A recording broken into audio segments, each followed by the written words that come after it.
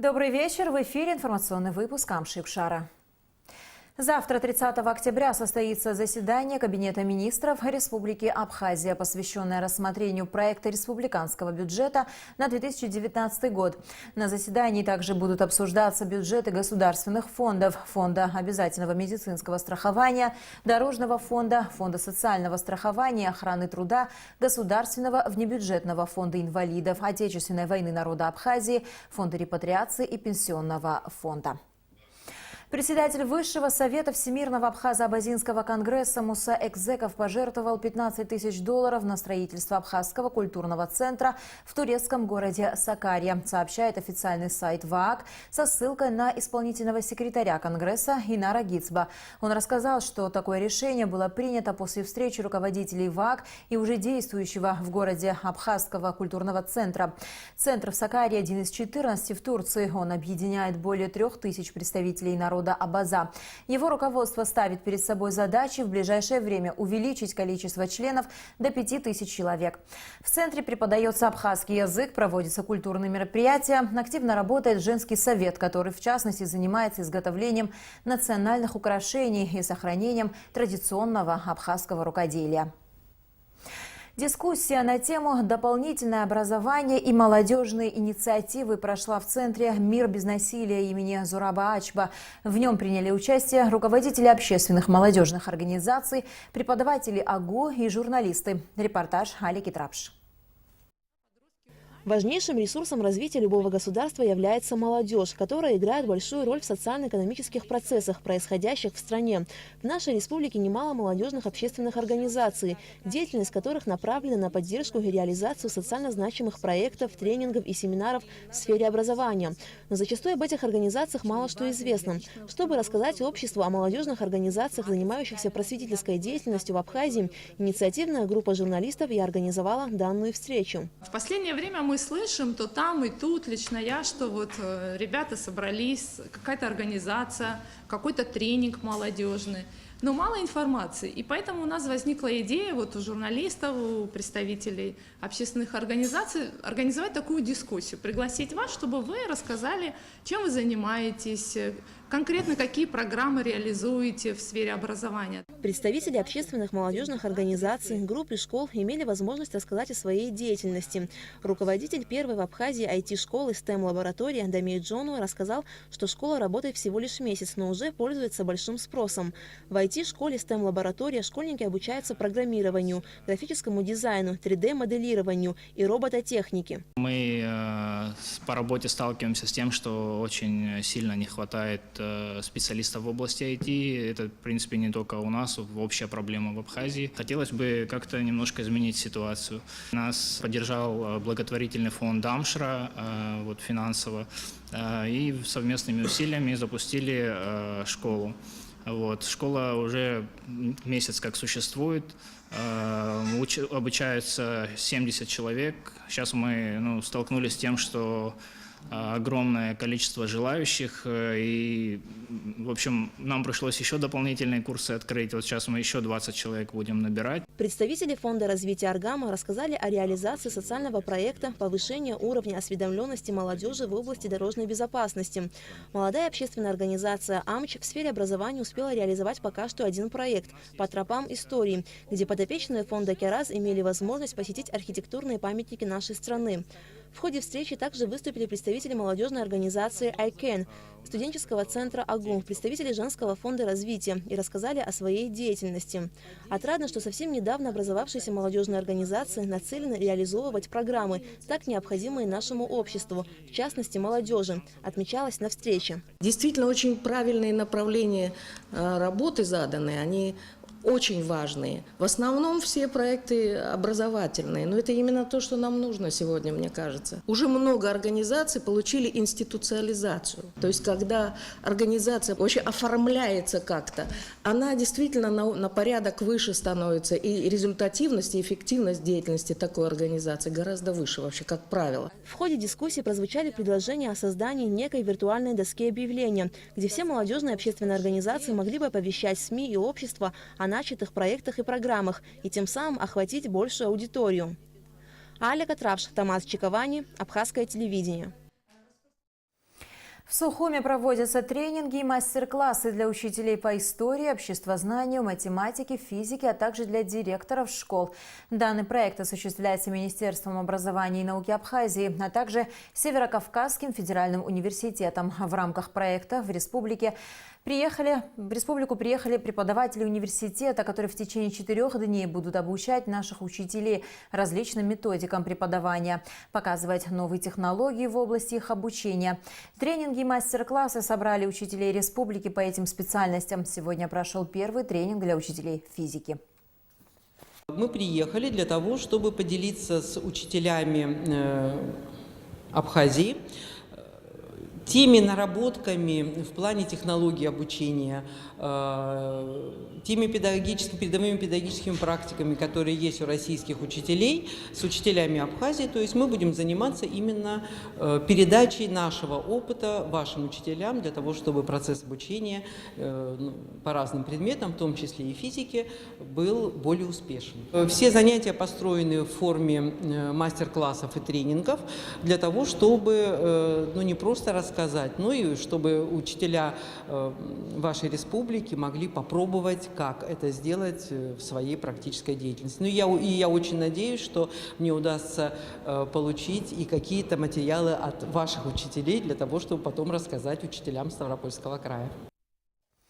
Абхазский государственный драматический театр будет участвовать в 9-м международном фестивале национального театрального искусства, который пройдет в Казани с 30 октября по 6 ноября.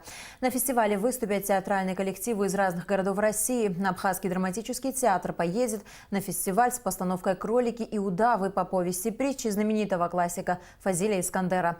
По словам режиссера-постановщика Мадины Аргун, это первый фестиваль, в котором будет участвовать спектакль в ее постановке. И для нее это очень волнительно. 3 ноября мы даем свой спектакль в 17:00, а в 20:00 нас посетят критики и зрители. И будет такая беседа, такой круглый стол, в котором будет разбор спектакля. Да? Мне это очень интересно, потому что мнение профессионального критика всегда оно важно. И ты понимаешь, где, может быть, чего-то подправить, а где хорошо, где... Да, и мнение критиков, конечно же, хочется услышать. Он посвящен 2 датам. Это 85-летию основания Казанского драматического театра и 131-летие со дня рождения основоположника национальной татарской драматургии и театра Тимура Танчилина. Мы надеемся, что фестиваль пройдет хорошо. О гастролях Русского драматического театра имени Фазиля Искандера в Адыгее и о предстоящем благотворительном концерте известного композитора и певца Александра Шоуа рассказал журналистам на пресс-конференции директор Русдрама Ираклий Хинтба. Сарес Мар с подробностями. Гастроли Государственного русского театра драмы имени Фазиля Искандера в Адыгею прошли в рамках программы «Большие гастроли». 24 октября Русдрам представил зрителю Адыгеи 2 спектакля «Братец-кролик» и «Братец-лис» и постановку «Широколобы». Труппа театра отправилась на гастроли в составе 30 человек. Это актеры, режиссеры, постановщики, гримеры, световики, руководство театра. Театр часто выезжает с постановками в различные города России. Это необходимо в первую очередь для его развития. Это удивительная программа, удивительная возможность театра для театров развиваться. И даже если у него постоянный успех у местного зрителя, он должен всегда ощущать и понимать, какие есть, что нужно сделать еще для того, чтобы быть интересным не только внутри своей страны, но и за ее пределами. Оба спектакля достаточно популярны в Абхазии и уже успели полюбиться многим. Со дня премьеры они ставились на сцене Русдрама около 20 раз, и каждый раз собирают полные залы. Директор театра Ираклий Хинтба отметил, что в Адыгее в день показа был полный аншлаг.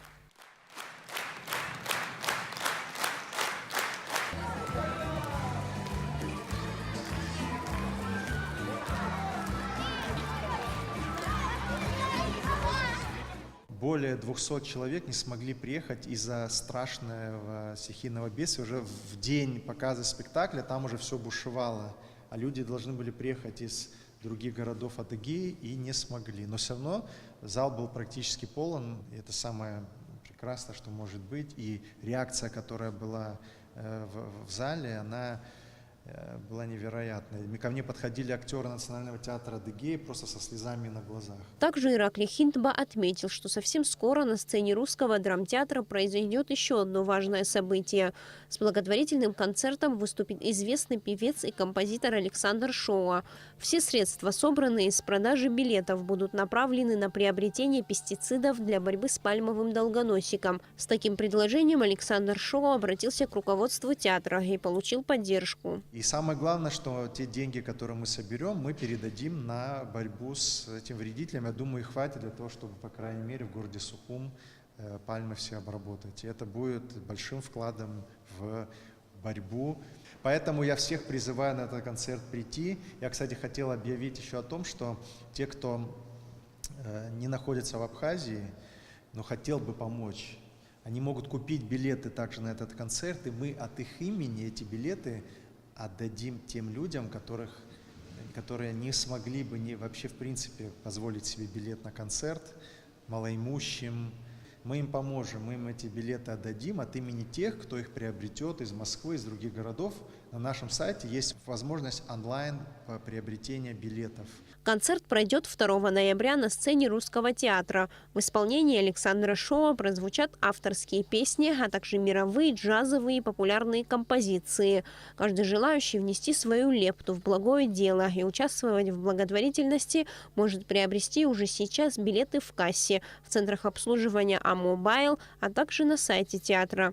Ираклий Хинтба также рассказал о том, что на лечение актера театра Рубена Дипеляна собрано порядка 300 тысяч рублей. Он также отметил, что все средства, вырученные с продажи билетов на спектакль «Кёджинские перепалки», пошли на лечение актера. Сбор средств продолжается. Когда мы объявили, что вот спектакль будет посвященный Рубену, сбору средств на его лечение, у нас был полный зал, люди покупали из Москвы билеты. Есть люди, которые вот нам просто дали деньги. Мы понимаем, что у нас такая поддержка.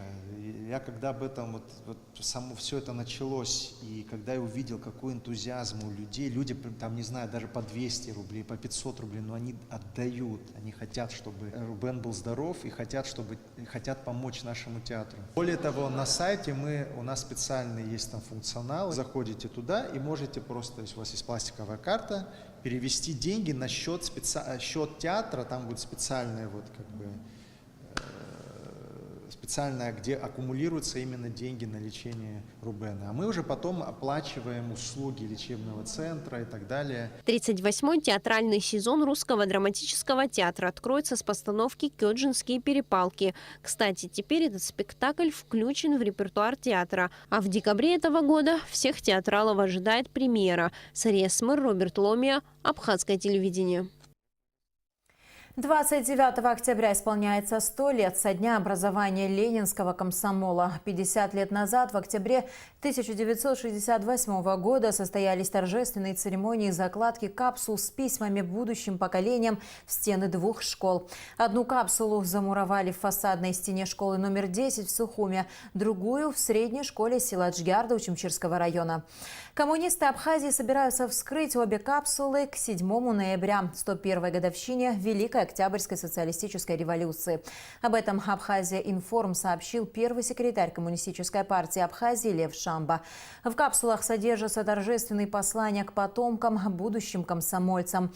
Вскрыть их комсомольцы 60-х годов прошлого столетия завещали через 50 лет к столетию организации. Пресс-служба Черноморэнерго сообщает, что завтра в связи с ремонтными работами на подстанции Епит будет обесточен центральный район Сухума с 10 до 13 часов. 31 октября в связи с проведением плановых работ на высоковольтной линии Альпийская 110 киловольт с 9 утра до 6 вечера будут обесточены подстанции Гагра-1, Гагра-2, Холодная речка, Цандрипштяга и Гичрыпщ.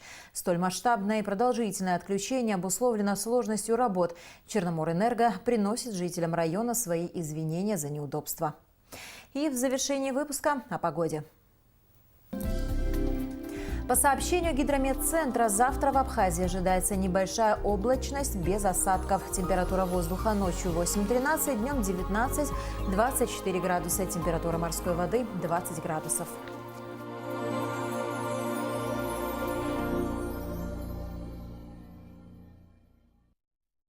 На этом наш выпуск завершен. До скорых встреч в эфире.